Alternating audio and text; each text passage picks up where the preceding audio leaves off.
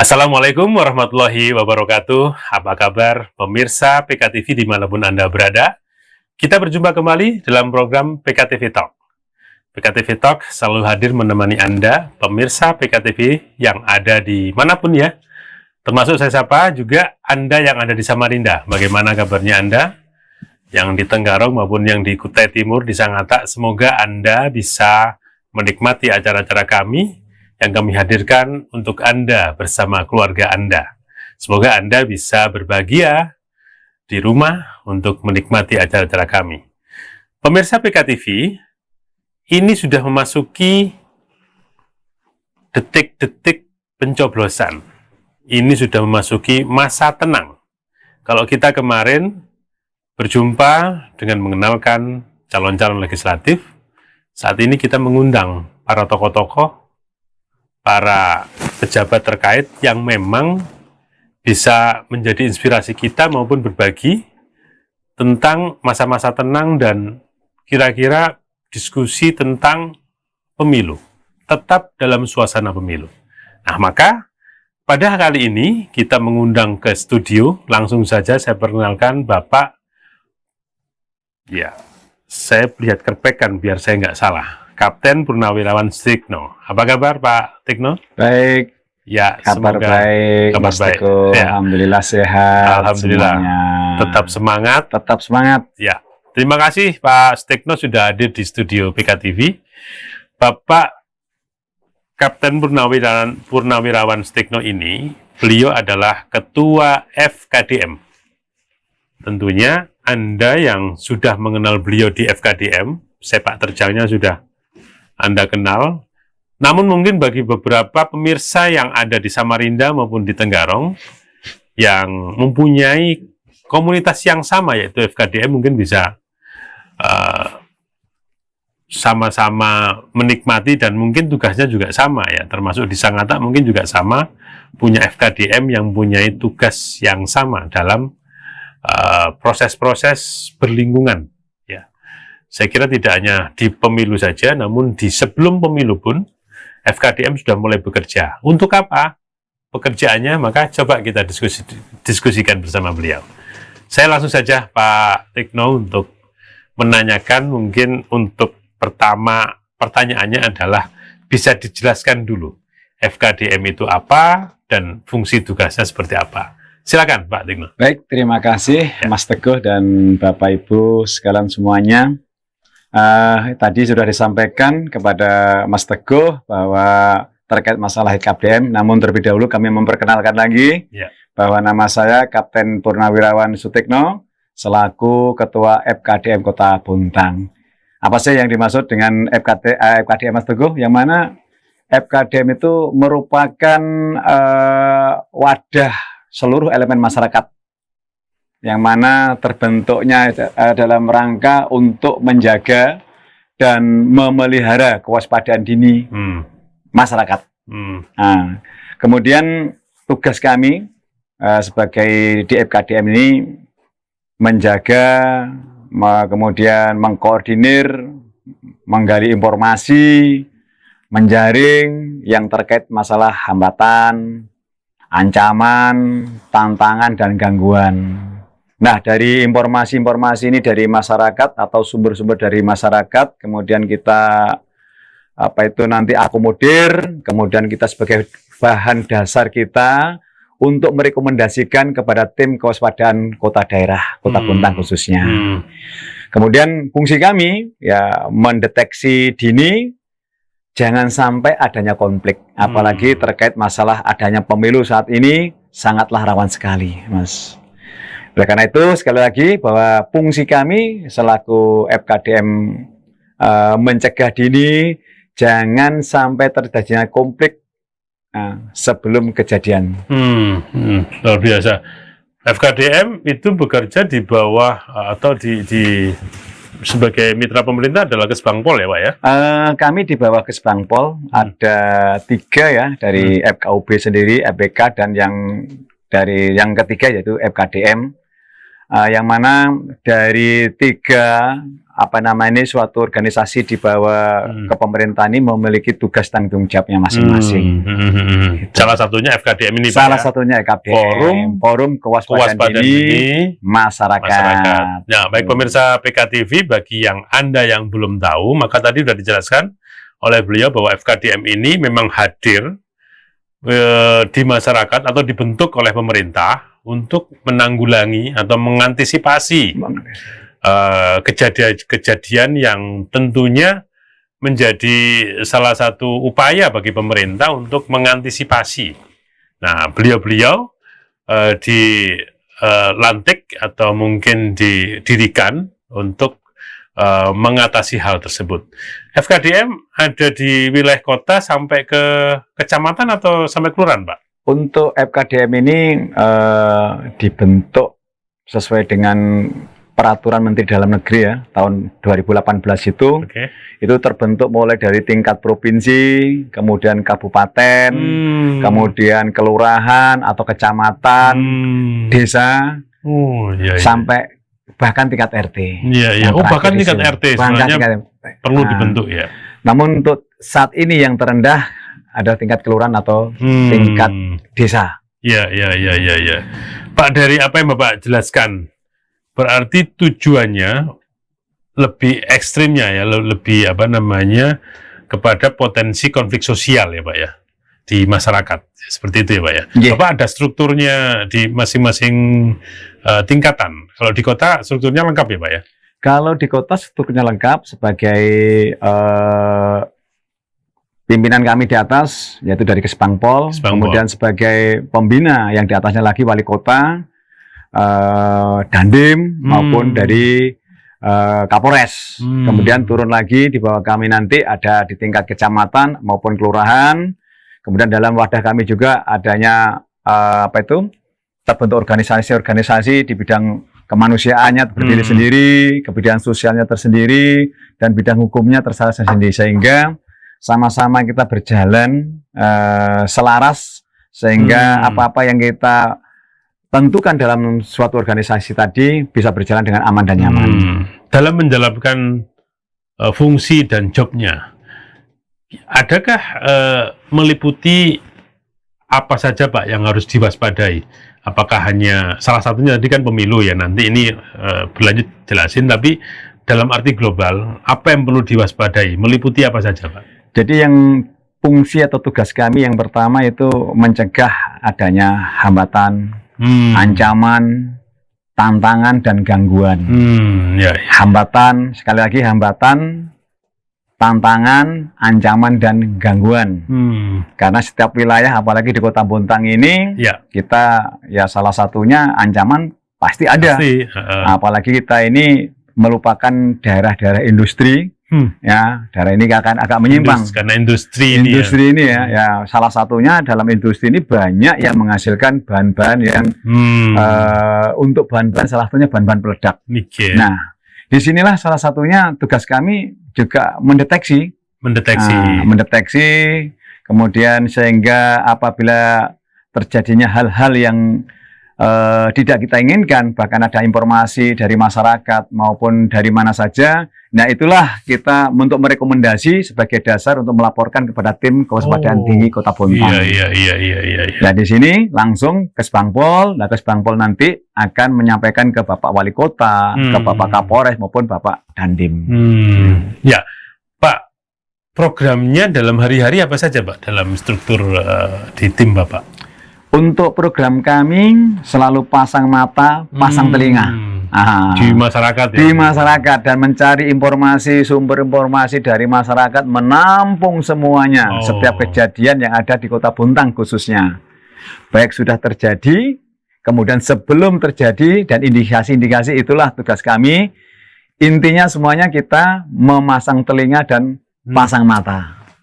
Jadi memang meskipun terdiri dari masyarakat, benar-benar masyarakat, Pak, ini ya, sipil ya, Bapak bentuk, terus mereka mempunyai tugas yang ya lumayan cukup berat, karena mengantisipasi ya.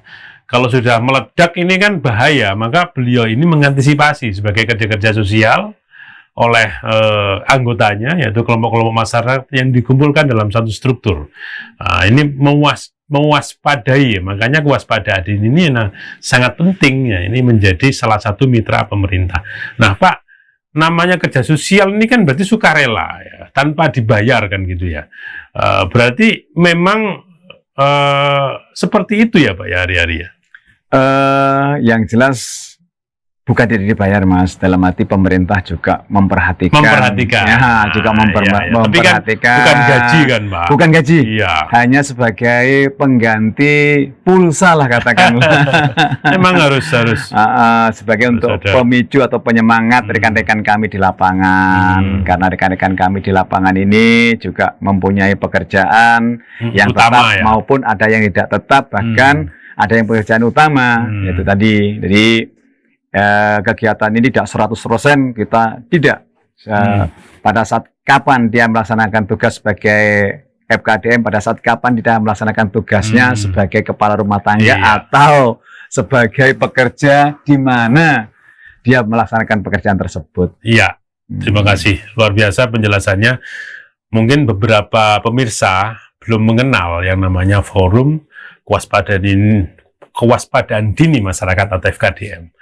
Nah, itu tadi penjelasan beliau yang sudah sangat definitif ya, sangat jelas, sehingga pemirsa PKTV juga semakin mengenal, dan beliau adalah ketuanya di Kota Bontang. Tentunya yang di Samarinda maupun di Tenggarong, termasuk di Kutai Timur, dan pemirsa yang lain yang tergabung dalam FKDM, ya saya salut, kami salut bahwa kerja-kerja Anda itu luar biasa, dan memang ini menjadi salah satu bagian dalam membangun keamanan di Indonesia. Nah, kita kembali ke tema kita pada kali ini, yaitu mewujudkan pemilu damai. Nah, Pak, ini kami ambil judul ini karena sangat beririsan, ya, sangat erat hubungannya dengan FKDM. Apa arti damai ini bagi FKDM kalau kita berbicara pemilu, Pak? Baik. Damai itu sangat luas sekali, Mas. Ya. Dalam rumah tangga saja kita menginginkan suatu kedamaian. Dalam lingkungan kita, dalam RT juga menginginkan suatu kedamaian. Dalam rumah tangga kita jumlahnya sedikit aja, itu pasti ada beda pendapat anak ini. Tetapi bagaimana kita mewadahi dalam suatu keluarga? Ini contohnya dalam satu keluarga kita bisa damai, rukun, dan sejahtera. Apalagi kita menuju pesta demokrasi yang menginginkan yang damai dari seluruh rakyat Indonesia yang berjumlah kurang lebih hampir 270 sekian juta, Mas ya, untuk saat ini penduduknya. Jutaan ya? Jutaan. Dan memiliki pola pikirnya yang lain-lain. Memiliki keinginan yang lain-lain. Nah, harapan untuk kita menuju yang damai ya salah satunya ya kita harus mematuhi, ya, mentaati aturan yang berlaku, mematuhi, mentaati aturan yang berlaku yang sudah dituangkan dalam peraturan, baik peraturan pemerintah, peraturan presiden, atau perundang-undangan, atau undang-undang 45, itu sudah ada turunannya sampai peraturan tingkat kabupaten, bahkan tingkat camat, bahkan tingkat RT. Nah, kalau semuanya sudah disiplin tentang aturan, saya yakin semuanya akan berjalan damai kegiatan. Jadi udah final sebenarnya, mutlak harus damai. Harus damai. Nah, pengertian demokrasi ini sekarang mungkin bagi sebagian masyarakat, khususnya pemilih-pemilih pemula ini, demokrasi ini kan kalau kita definisikan jelas ya, tapi bagi kacamata FKDM mungkin ini adalah salah satu pesta ya, pesta demokrasi. Nah, demokrasi kira-kira menurut Bapak biar masyarakat semakin paham ini, Pak. Jadi demokrasi itu juga luas penjabarannya. Ada yang bilang, bukan bilang sih, katakanlah bebas dan umum untuk mengeluarkan pendapat. Bahkan demokrasi juga keputusan suara rakyat mewakili. Namun di dalam pesta demokrasi ini merupakan dambaan setiap warga negara Indonesia. Dalam pemilu dikatakan bisa secara demokratis apabila setiap warga negara Indonesia ini menyampaikan haknya, hak pilihnya, menyalurkan hak pilihnya secara langsung, umum, bebas, dan rahasia. Yang kedua, demokrasi merupakan kegiatan integral dalam negara, ya, demokratis, karena tanpa hadirnya demokrasi, maka negara dianggap menanggalkan demokrasi. Itu.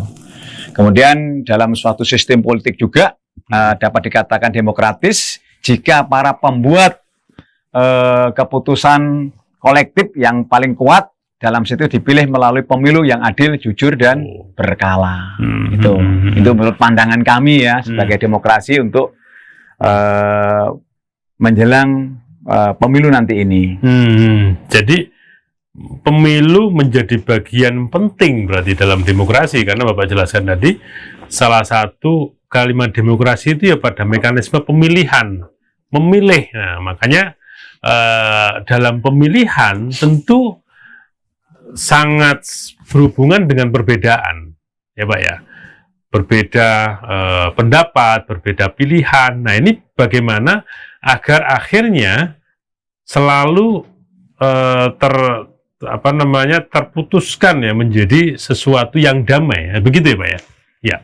Nah, sekarang kira-kira bagaimana menjaga keindonesiaan kita ini Pak? Kita ini orang Indonesia ini kan kadang-kadang berbeda suku, ya, berbeda agama, berbeda pendapat. Tapi bagaimana kita harus menjaga Indonesia ini Pak?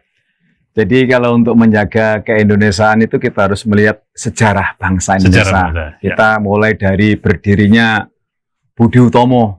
Nah, 2000 Budi Utomo 2008 ya. Kemudian berjalan sampai 17 tahun menginjak Sumpah Pemuda. Kemudian berjalan lagi sampai 17 tahun sampai 17 Agustus 1945 kita menyatakan kemerdekaan. Dan kita sudah dari mulai berdirinya Budi Utomo itu sudah kita berbicara terkait masalah kesemangat persatuan, kebinekaan, kemudian kesantunan, toleransi. Nah, oleh karena itu untuk menjaga keindonesiaan ini, kita ini sebagai warga Indonesia tak ada gunanya kita ini makmur dan modern, Mas Teguh. Ya. Namun kehilangan yang fundamental yang tadi sebagian saya sampaikan tadi, yang terutama adalah masalah Pancasila. Jangan sampai kita berbicara saya Pancasila, saya Indonesia, tapi untuk di lapangannya tidak seperti itu. Itu fundamental sekali. Fundamental sangat sekali. Contoh, kalau dulu orang-orang tua kita atau zaman dulu lah atau dibilang Orde Baru, Orde Lama, setiap rumah pasti ada gambar Pancasila. Sama Bapak Presiden dan Wakil Presiden. Sekarang bukti real di kampung-kampung sudah jauh seperti dulu lagi. Mungkin yang ada gambar Pancasila, kemudian ada Bapak Presiden atau Wakil Presiden, kalau di perkantoran, di sekolahan masih oke lah. Tetapi boleh kita cek saat ini di Kota Bontang saja. Mungkin di pinggiran, di warung-warung belum tentu ada. Saya jamin dari sekian warung yang ada di pinggir jalan, ya belum tentu ada gambar Pancasila dan Presiden dan Wakil Presiden. Mungkin hanya 3%. Nah, inilah mestinya harus dipertahankan ya. Harus dipertahankan. Paling tidak gambar Pancasila ya. Iya, apalagi kita sudah sering dituangkan oleh Bapak Presiden maupun pejabat yang lainnya bahwa kita ini adalah Pancasila, kita Indonesia. Terus yang kemudian yang kedua masalah kebinekaan. Kebinekaan sudah tahu bahwa kita ini merdeka ya dari Sabang sampai Merauke, kan gitu Mas Teguh. Ya, bersama-sama untuk mengusir penjajah dari Sabang sampai Merauke. Namun di akhir saat ini dalam ke depan ini kebinekaan ini sudah mulai kurang, tidak seperti dulu lagi. Banyak yang saling menonjolkan, mohon maaf ini, menonjolkan adat, keadatannya saling menonjolkan. Kita boleh menonjolkan adat, tapi dengan adat yang bagus. Nah, keadatan yang bagus mungkin dari daerah saya, mau dari Jawa, atau di kampung saya, adat saya mungkin adanya tarian seperti ini. Kita bawa ke sini, Kota Bontang ini, kita sajikan yang terbagus. Itulah salah satu kebinekaan kita, atau saling menghormati satu dengan yang lain, atau adat satu dengan yang lain. Terus kemudian semangat persatuan juga sudah mulai banyak yang luntur. Nah, persatuan sudah mulai banyak yang luntur. Kemudian toleransi. Nah, ini toleransi ini kita lihat sering di media juga. Gimana ya? Toleransi terutama, ya saya tidak bisa menjelaskan secara panjang lebar masalah toleransi beragama ya, karena hak agama itu merupakan hak.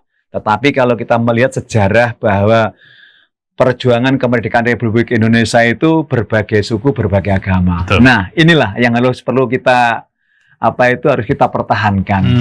Kemudian Yang selanjutnya masalah kesantunan. Santunan. Kesantunan ini sangat perlu kita tumbuhkan kembali. Dulu zaman kita Iya. ada tamu aja di ruang kita, pasti permisi Bapak, Permisi. salaman. Iya. Kalau dulu perlu orang tua menghadang depan pintu, jangan lewat dalam, ada tamu.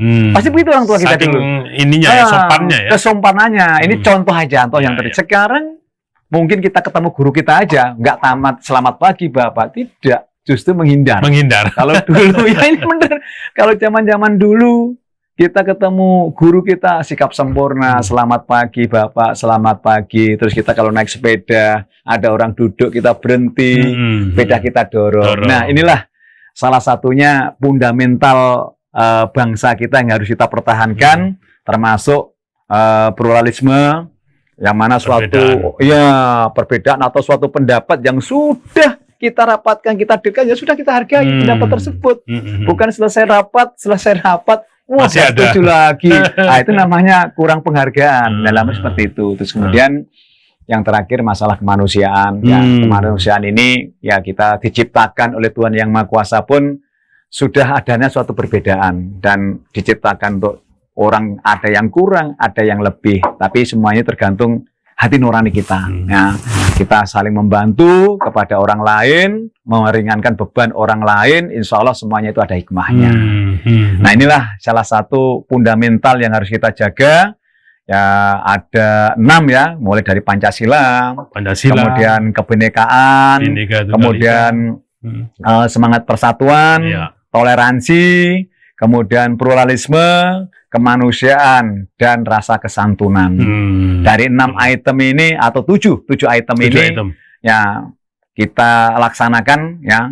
Kita sebagai warga Indonesia memiliki budaya yang kuat, budaya ketimuran, jangan sampai terkikis oleh budaya barat. Ya, itu Mas. Sepakat sekali, pemirsa PKTV, memang salah satu seperti tema kita ya, mewujudkan pemilu damai. Kita harus memahami bahwa kita ini orang Indonesia yang mempunyai fundamental yang seperti tadi yang disampaikan oleh Pak Ketua FKDM. Jadi yang mendasar adalah Pancasila, itu udah Pancasila. penuh. Udah semuanya ada di situ. Sudah dituangkan di situ. Semua. Nah, salah satunya ini contoh aja. Nomor 1, ketuhanan yang Maha Esa. Kenapa nomor 1 ketuhanan yang Maha Esa? Sudah paham karena kita berbagai agama yang ada di Indonesia. Jadi kalau dibilang Tuhan, secara otomatis saudara kita dari Nasrani tahu, oh Tuhan adalah Sang Pencipta. Dari Hindu juga tahu. Tetapi kalau yang pertama tulis Yang Widi, tentunya kami yang berumat Muslim ya nggak setuju. Nah, ini salah satunya dari sini ya. Jadi Pancasila itu sudah luar biasa. Luar biasa. Ini menjadi peringatan kita juga, pemirsa PKTV. Jadi untuk menjaga pemilu damai, ya kita harus mulai bersikap dewasa sendiri dalam diri kita, bahwa kita mengenal Pancasila, kita ini berbeda-beda dengan diikat oleh Bhinneka Tunggal Ika tadi. Terus dan kita bertoleransi yang sangat tinggi. Ini kadang-kadang kita udah merasa berpancasila, tapi toleransinya juga harus kuat ya. Terus menghargai pluralisme tadi, pendapat.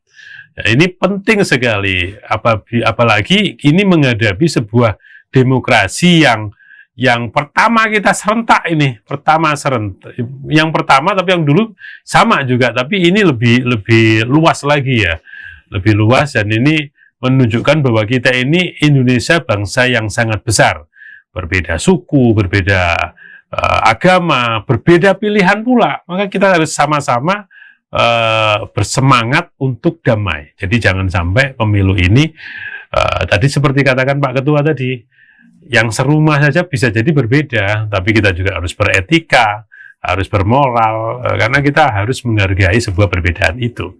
Nah, saya akan coba tanyakan yang lain, tapi kita akan saksikan dulu iklan-iklan yang satu ini, tetap di PKTV Talks PKTV.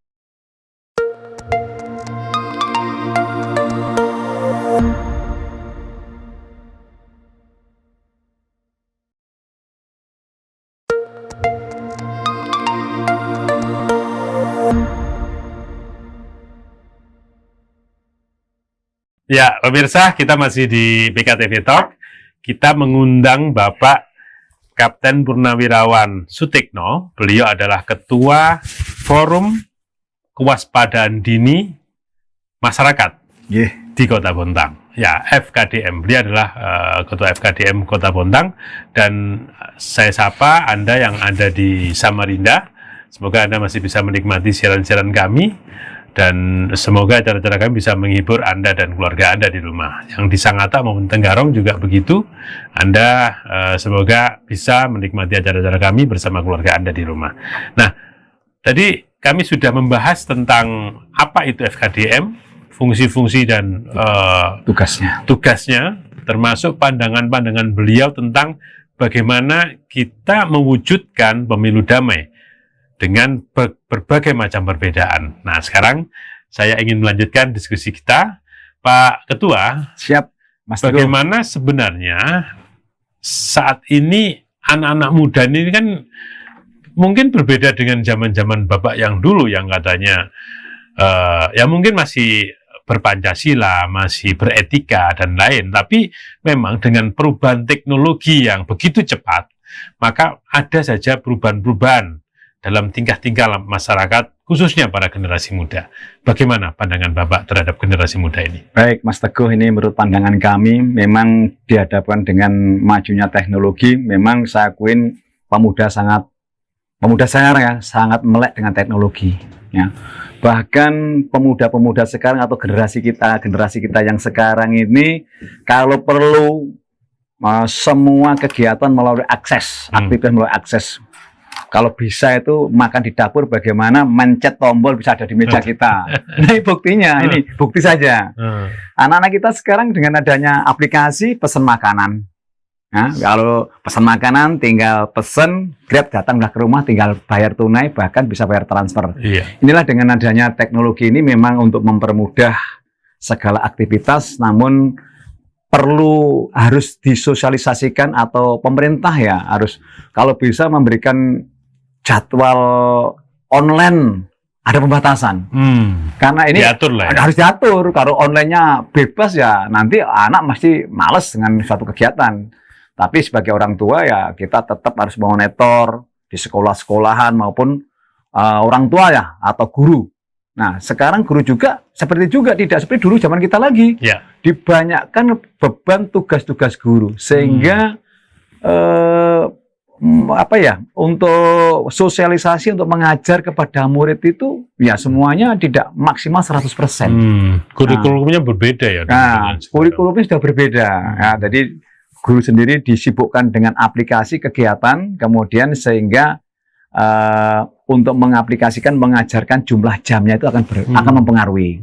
Terus kita kembali lagi ke pemuda kita ya, atau generasi muda kita nanti, jangan sampai kita ini, apalagi pokok masalah saat ini sangat rentan terhadap pemuda sekarang. Terutama tadi telah kita singgung masalah media. Ya. Media ini mudah diakses, ya, mudah diakses ke seluruh pelosok negeri. Media sosial. Media sosial. Ya. Ini salah satu langkah-langkah pokok masalah bangsa Indonesia. Masalah media tadi. Tetapi dalam menyikapi media, terutama untuk generasi muda nanti, ya tadi saya sampaikan bahwa mudah untuk mengakses untuk suatu kegiatan, tapi ini akan ada dampaknya. Ya, dampak terhadap generasi kita ini, yang pertama, rasa etika akan berkurang jauh. Rasa etika terutama. Karena mungkin sekarang di pinggir jalan kan banyak adanya kafe-kafe. Nah, semuanya itu minum sambil siapa teman nggak tahu. Biar bergerombol mereka sendiri main HP seperti ini. Nah, salah satu inilah bisa menimbulkan kekerasan. Kenapa saya menimbulkan kekerasan? Dia lagi asik main game, kemudian temannya sama, seperti apa lu? Mungkin karena asiknya sehingga dia akan menang dalam main game, karena diganggu temannya. Kalah kan? Ya inilah merupakan suatu emosi sehingga terjadinya perkelahian atau kekerasan di situ. Sebetulnya masalah sepele aja. Ini fakta ini di lapangan. Terus yang kedua, meningkatkan tadi ya saya bilang untuk masalah penghormatan tadi, kekerasan, penghormatan kepada orang tua, kepada siapa saja akan berkurang. Ya, ini bukti pada saat kita lihat di lapangan saja. Sekali lagi tadi kita lihat di lapangan, di KP-KP saja itu banyak anak-anak muda itu memang saya akuin pinter, melek intelektual, ya, melek teknologi lah, karena bukan intelektual, melek teknologi. Tetapi itu tadi yang menjadikan pokok masalah ini adalah yang pertama akan timbulnya suatu kekerasan. Yang kedua, rasa penghormatan kepada orang tua, kepada guru, kepada teman akan sangat berkurang sekali. Mungkin itu sekelas bagi kami Mas untuk terkait masalah apa itu nanti media di hadapan anak muda sekarang. Jadi apa yang disampaikan beliau itu kejadian yang saat ini ya, bagaimana anak muda menurut pandangan beliau ini memang pintar dalam soal teknologi, tapi mereka harus diimbangi sebenarnya dengan keindonesiaan tadi, bagaimana mereka saling toleran. Biarpun mereka sekarang main game, tapi mereka harus paham terkait bagaimana menjadi masyarakat yang bertoleran, yang cerdas gitu ya, karena kita sudah bicara teknologi, namun kita harus menjaga perdamaian tadi. Jangan sampai nanti bermedia sosial terus lupa menimbulkan sebuah percecokan yang ini yang lagi-lagi melanggar konstitusi ya, perdamaian tadi ya, agar tidak itu terjadi secara fatal mungkin seperti itu. Nah, Pak, ada tambah satu Mas. Oke, silakan. Tadi kan akan apa itu tadi masalah media anak muda tadi itu ya, pokok masalahnya itu ada salah satunya ketidakjujuran. Oh gitu ya.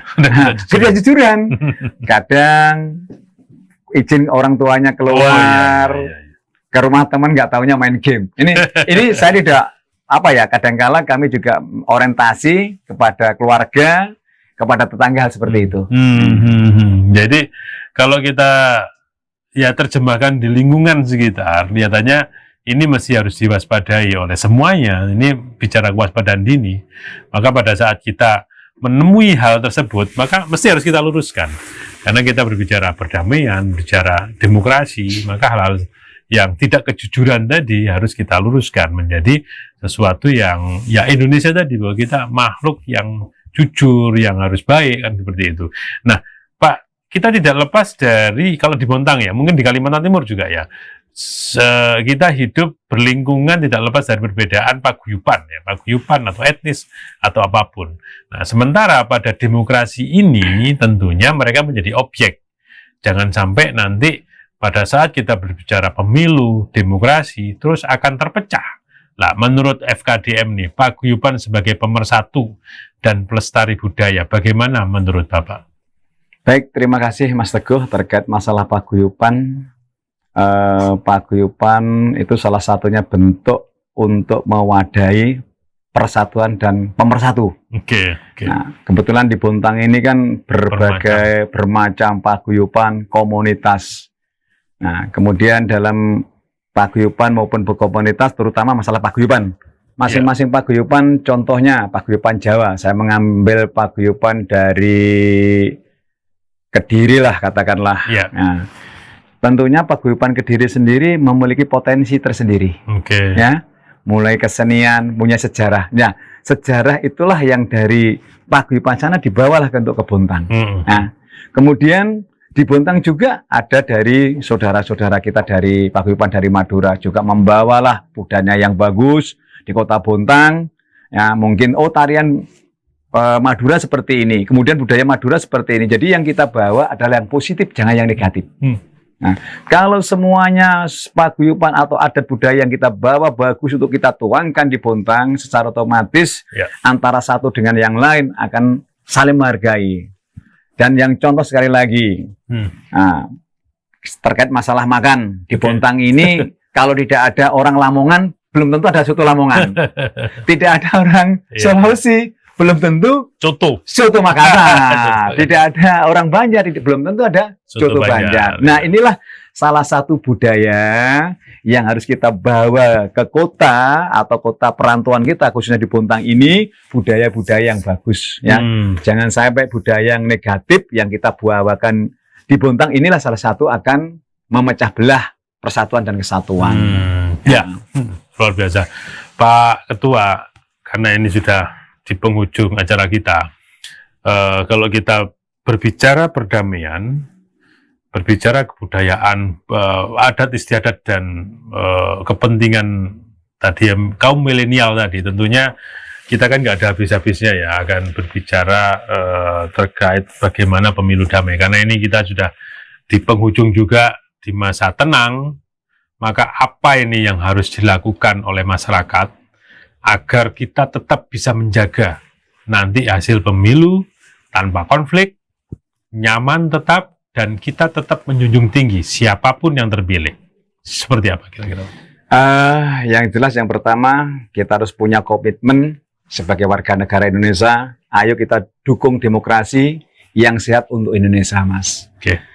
Tentunya kita masing-masing masyarakat memiliki pemilihan, memiliki pemilih. Tapi harapan kami, pilihlah seorang pemimpin yang jujur dan integritas, kemudian mampu berkomunikasi dengan baik, kemudian kemampuan mengambil keputusan, kemudian percaya diri dan optimis, dan transparan. Kalau semua pemimpin atau pejabat sudah transparan dari A sampai Z, kemudian mengakui kesalahan, insya Allah semuanya akan berjalan dengan aman. Nah, terus kemudian dalam arti waktu dekat ini gelombang masyarakat lah, boomingnya menunggu serangan fajar. Ini tidak kita pungkiri, seperti itu faktanya. Namun kami mengharap kepada Bapak Ibu sekalian hindari tentang praktek politik uang, yang mana dampaknya ya ini salah satunya akan melahirkan bibit korupsi, Mas. Nah, yang kedua merusak tatanan demokrasi. Kemudian yang ketiga akan terjadinya praktek KKN. Kemudian yang keempat itu bisa juga akan timbulnya biaya politik. Semakin besar biaya politik. Kemudian yang kelima akan merusak moral bangsa Indonesia. Nah, kita sudah komitmen dengan adanya demokrasi yang bebas, umum, langsung, dan rahasia. Kita mengacu di situ aja. Nah, kemudian sekali lagi kepada Bapak Ibu sekalian, mari kita sukseskan pesta demokrasi tanpa terprovokasi, Mas. Jangan sampai nanti kita diindikasi atau diapakanlah sehingga kita harus mengikuti seperti ini. Jangan, karena kita sudah menyimpang pada aturan. Oleh karena itu, pemilu ini bukan untuk memilih yang terbaik, tapi untuk mencegah yang terburuk, yang berkuasa. Nah, ini perlu kita garis bawahi bahwa pemilu itu tidak memilih yang terbaik, tetapi untuk mencegah yang terburuk, yang berkuasa. Mungkin itu pandangan kami, Mas, sebagai Ketua FKDM Kota Bontang. Ya, baik. Terima kasih Pak Kapten sudah hadir berdiskusi bersama kami dan pemirsa PKTV. Semoga tugas-tugas selanjutnya selalu aman, selalu nyaman, dan tetap semangat. Ya, terima kasih. Terima kasih, Mas Teguh, dan semuanya mudah-mudahan kita semuanya selalu diberikan nikmat sehat, selamat, bahagia, sukses dunia dan akhirat nanti. Ya. Amin. Demikian pemirsa PKTV, bincang-bincang kita bersama Ketua FKDM, Kapten Purnawirawan Sutikno, sudah digambarkan banyak tentang tugas-tugas termasuk bagaimana kita mewujudkan pemilu damai. Dan hati-hati tadi disampaikan terkait money politik, itu juga salah satu yang harus kita waspadai agar kita bisa memilih orang-orang yang tepat, orang-orang yang baik. Seperti itu saya garis bawahi oleh pernyataan beliau tadi. Nah, pemirsa, kami mengajak untuk hadir pada tanggal 14, jangan sampai Anda golput, kita sama-sama memilih orang-orang yang baik, orang-orang yang memang layak kita dudukan sebagai pemimpin-pemimpin bangsa ini.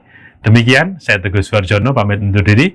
Kita akan ketemu lagi pada PKTV Talk di lain hari. Terima kasih. Wassalamualaikum warahmatullahi wabarakatuh. PKTV Grecek Beneh.